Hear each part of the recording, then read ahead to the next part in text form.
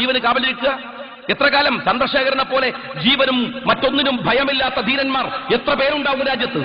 എത്ര പേർക്ക് കഴിയും ഇവിടുത്തെ പോലീസ് ഉദ്യോഗസ്ഥന്മാരെ ഭീഷണിപ്പെടുത്തുക? ഇന്നലെയാണ് കോഴിക്കോടങ്ങാടിയിൽ എളമരം കരീമിന്റെ പ്രസംഗം ഉണ്ടായത്. എന്താണ്? ഡിവൈഎസ്പി സന്തോഷ് കുമാറിനെ, സന്തോഷ് കുമാര, നിന്റെ മക്കൾ കോളേജിൽ പഠിക്കുന്നില്ലേ? കുറെ ആളുകൾ ഇറങ്ങി പുറപ്പെടുക. ഇവരാരാണ്? സഖാവ് പിണറായി വിജയനെ പോലുള്ള ആളുകൾ. നിങ്ങൾ ആലോചിച്ച് നോക്കുക, ഇവരെല്ലാവരെയും ഭീഷണിപ്പെടുത്തുക. കണ്ണൂർ ജില്ലയിൽ എനിക്കറിയാം കൊലയാളികൾ ഇപ്പോഴും കണ്ണൂരിന്റെ ഗ്രാമാന്തരങ്ങളിൽ ജീവിക്കുന്നു. എത്രയോ ആന്റണിയുടെ പോലീസ് ഒരു കാലത്ത് കണ്ണൂരിൽ നിന്ന് നിറങ്ങി വേട്ടയാടിയപ്പോഴാണ് പാനൂർ അടക്കമുള്ള പ്രദേശം ഇത്തിരി ശാന്തമായത്. എന്തായിരുന്നു സംഭവം എന്നറിയാം? കാക്കശാജി എന്നൊക്കെ പറയുന്ന കൊലയാളികൾ മരത്തിന്റെ മുകളിൽ കാക്ക കിടക്കുന്ന പോലെയാണ് കാക്ക ഇരിക്കുന്ന പോലെ ഇരിക്കുക. മരത്തിന്റെ മുകളിലേ ഇയാൾ താമസിക്കൂ. അങ്ങനെയാണ് ഇയാൾക്ക് പേര് തന്നെ അങ്ങനെ വന്നത്, കാക്ക എന്ന പേര് വന്നത്. കൊമ്പിൽ ഇങ്ങനെ കാല് പണച്ചിട്ട് തല കീഴ്പോട്ടാക്കി വവ്വാലി കിടക്കുന്ന പോലെ കിടന്നിട്ടാണ് ഇയാൾ സുഖമായിട്ട് ഉറങ്ങുക. ഒരു മനുഷ്യനാണ് ഇത്? മനുഷ്യനാണോ? മനുഷ്യനെന്ന് പറയുന്നത് ജന്തുസഹജമായ രൂപഭാവങ്ങൾ ഉണ്ടായാൽ മാത്രം പോരല്ലോ, അതിന്റെ കോലുണ്ടായാൽ പോരല്ലോ. ിലേക്ക് ജന്തു കുടുംബങ്ങൾ സംരക്ഷിക്കാൻ വേണ്ടി മാത്രമാണ്. എന്നാൽ യഥാർത്ഥ കൊലയാളികൾ എപ്പോഴും പുറത്താണ്, ആസൂത്രകർ എപ്പോഴും പുറത്താണ്. ഇതെത്ര കാലമായി കണ്ണൂരിൽ തുടരുന്നു? എത്ര ഭരണകൂടങ്ങൾ മാറി മാറി വന്നു? പൊതുപ്രവർത്തനം അസാധ്യമാകുന്ന വണ്ണം, പൊതുപ്രവർത്തനം ഒരു നിർഭയം നടത്താൻ കഴിയാത്ത വണ്ണം, രാഷ്ട്രീയ പ്രവർത്തകന്മാർക്ക് സത്യം വിളിച്ചു പറയാനുള്ള ആർജവമില്ലാത്ത വണ്ണം എല്ലാവരെയും ഭീഷണിപ്പെടുത്തി നിർത്തുക, ഭയപ്പെടുത്തുക, അധികാരം കയ്യിൽ വരുമെന്ന രൂപത്തിൽ അവരെ പേടിപ്പിക്കുക. ഇത് തന്നെയാണ് രാജ്യത്ത്, പ്രത്യേകിച്ച് കണ്ണൂർ ജില്ലയുടെ തലച്ചോറായി കേരളം മുഴുക്കെ നടന്നുകൊണ്ടിരിക്കുന്ന അതിക്രമങ്ങളിൽ സംഭവിച്ചുകൊണ്ടിരിക്കുന്നത്. ഇത് മാറ്റപ്പെടേണ്ടതുണ്ട്, കഴിയേണ്ടതുണ്ട്. എന്നിട്ടോ കൊന്നുകഴിഞ്ഞാൽ, പഴയ ഹിന്ദി സിനിമയിലെ KN സിംഗിനെ പോലെ കുറെ നേതാക്കന്മാരുണ്ട് CPM-ന്. കൊന്നുകഴിഞ്ഞാൽ ചിരിച്ചുകൊണ്ട് വന്നിട്ട് ഈ കൊലയുടെ ചോരയും കത്തിയും തന്റെ കൈവെള്ളയിൽ വെച്ചുകൊണ്ട് മനോഹരമായി ചിരിച്ചുകൊണ്ട് സംസാരിക്കുക. എളമരം കരീമിന്റെ ബോഡി ലാംഗ്വേജ് നിങ്ങളൊന്ന് പരിശോധിച്ചു നോക്ക്. അതല്ലെങ്കിൽ പിണറായി വിജയന്റെ ബോഡി ലാംഗ്വേജ്, ജയരാജന്മാരുടെ ബോഡി ലാംഗ്വേജ് നിങ്ങളൊന്ന് പരിശോധിച്ചു നോക്ക്. എന്തൊരു ചിരിയാണ്! എളമരം കരീമൊക്കെ ഈ കൊലക്ക് തൊട്ടു പിറ്റേ ദിവസം പത്രസമ്മേളനം നടത്തിയത് വ്യവസായ മന്ത്രിയായിരിക്കുമ്പോൾ കേരളത്തിന് വല്ല പ്രൊജക്ടും കൊണ്ടുവരുമ്പോൾ കാണുന്ന സന്ദേശം പോലെയാണ്. അദ്ദേഹത്തിന്റെ മുഖത്ത് ഒരു ഡിപ്ലോമാറ്റിക് മുതലാളി, ഒരു ബൂർഷ്വയായി അദ്ദേഹത്തിന്റെ ബോഡി ലാംഗ്വേജ്. പിണറായിയോ എല്ലാവരെയും ഭീഷണിപ്പെടുത്തുക. ഈ അടുത്ത നമുക്കറിയാം, പറഞ്ഞ ഓരോ വാചകങ്ങൾ ആവർത്തിക്കേണ്ടി വരികയാണ്. എന്താണ്?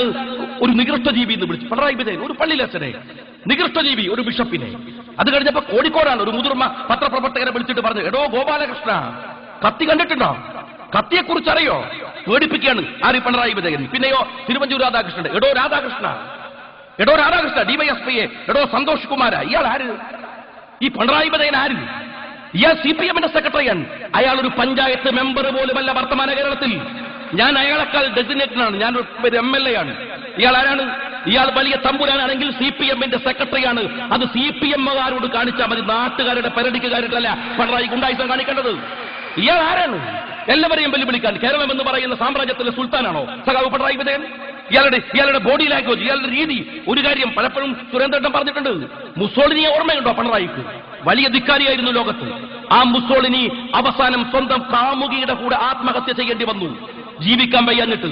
പിണറായി വിജയൻ നിരത്തിലിറങ്ങാൻ കഴിയാത്ത കാലത്തിലേക്ക് വരും അദ്ദേഹം ചെയ്ത പ്രവർത്തികൾ ജനങ്ങൾ അറിഞ്ഞാൽ.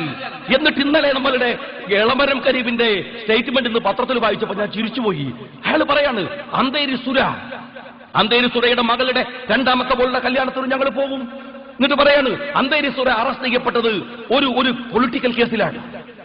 എന്താണ് ഈ എളമരം കരീം പറയണത്? അന്തേരി സുര എന്തിനാണ് ജയിലിൽ പോയതെന്ന് അറിയോ? മൊയ്തു ഹാജി എന്ന് പറയുന്ന ഒരു വൃദ്ധൻ, 80 വയസ്സുകാരൻ, അദ്ദേഹത്തിന്റെ മകനുണ്ടായിരുന്ന ഒരു യൂത്ത് ലീഗ് അനുഭാവിയായിട്ടുള്ള യൂസഫ്. ആ യൂസഫിനെ കൊല്ലാൻ വേണ്ടി മൊയ്തു ഹാജിയുടെ വീടിന്റെ ഓട് ഇളക്കിയിട്ട് ഇറങ്ങുകയാണ്. യൂസഫ് കൊല്ലുമെന്ന് ഭീഷണിയുള്ളത് കൊണ്ട് നേരത്തെ വീട്ടിലില്ല. ഈ വൃദ്ധൻ, ആ സ്ത്രീകൾ വൃദ്ധന്റെ കഴുത്തിൽ ആദ്യത്തെ വെട്ടുപെട്ടുമ്പോ ആ സ്ത്രീകൾ പറയാൻ, നിങ്ങളെല്ലാം കൊണ്ടുപോയിക്കോ, പൊന്നെടുത്തോ, പണമെടുത്തോ, ഇതാ താക്കോൽ, എല്ലാം കൊണ്ടുപോയിക്കോ, ഞങ്ങളുടെ ഉപ്പാപ്പയെ വിട്ടേക്ക്. 80 വയസ്സുള്ള ആ മനുഷ്യനെ വെട്ടിക്കൊന്നിട്ട് അവിടെ ഉണ്ടായിരുന്ന അദ്ദേഹത്തിന്റെ വെറ്റില മുറുക്കുന്ന ആ പാത്രത്തിൽ ഒരു വെറ്റിലയിട്ട് അടക്ക ചേർത്ത് എന്നിട്ട് അത് കുത്തി അദ്ദേഹം തിന്നിട്ടാണ് ആ വീട്ടിൽ നിന്ന് ഒരു കൊലയാളി ഇറങ്ങിപ്പോയത്. അത്ര ഭീകരനാണ് അന്തേരി സുര. ആ അന്തേരി സുരയുടെ രണ്ടാമത്തെ മോളെ കല്യാണത്തിന് പോകുന്ന ഈ എളമരം കരീം പറയുന്നത്, ഞാൻ പറയുന്നത്, കരീമേ, രണ്ടാമത്തെ മോളെ കല്യാണത്തിന് പോണ്ട, രണ്ടാമത്തെ മോളെ തന്റെ വീട്ടിലേക്ക് മോനെ കൊണ്ട് കെട്ടിച്ചു കൊണ്ടുവന്നോ, അതാ കുറച്ചുകൂടെ നല്ലത്. കാരണം കരീബിനെ പോലത്തെ വലിയ വലിയ കൊമ്പം മുതലാളിമാർക്ക് ഇത്തരം ഗുണ്ടാ ബന്ധം നല്ലതാണ്. കാര്യം എന്താണ്? സമ്പാദിച്ച് അഴിമതി നടത്തി കൂട്ടിയ സ്ഥാപന ജംഗമ വസ്തുക്കളൊക്കെ സംരക്ഷിക്കണമെങ്കിൽ ഇത്തരം ഗുണ്ടകൾ കൂടെ നിൽക്കുന്നത് നല്ലതാണ്. ഇളവരം കരീബിനെ പോലെയുള്ളവർക്ക് രാജ്യത്തിലെ ജനാധിപത്യത്തെ വെല്ലുവിളിക്കുക, ജനങ്ങളെ വെല്ലുവിളിക്കുക, അതിന് ഓശാന പാടാൻ വേണ്ടിയിട്ട് കുറെ ആളുകളും നാട്ടിൽ ഇടതുപക്ഷത്തിന്റെ CPM-കാരന്റെ ചെരുപ്പ് നക്കിയ വെള്ളം കുടിക്കുന്ന ഉളുപ്പില്ലാത്ത കുറെ സാംസ്കാരിക നായകന്മാരെന്ന് പറയുന്ന കുറെ ആളുകളും നട്ടലില്ലാത്തവർ. ഇന്ന് ONV കുറിപ്പ് പറയാണ്ട് ഞങ്ങൾക്ക് സൗകര്യമുള്ളപ്പം വിമർശിച്ചോളും. ഇയാൾ വിമർശിച്ച രാജ്യങ്ങൾ പറയുമല്ലോ.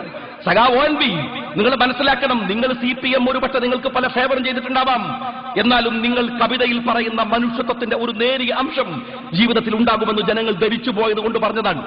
അങ്ങനെ വിമർശിച്ചതാണ്.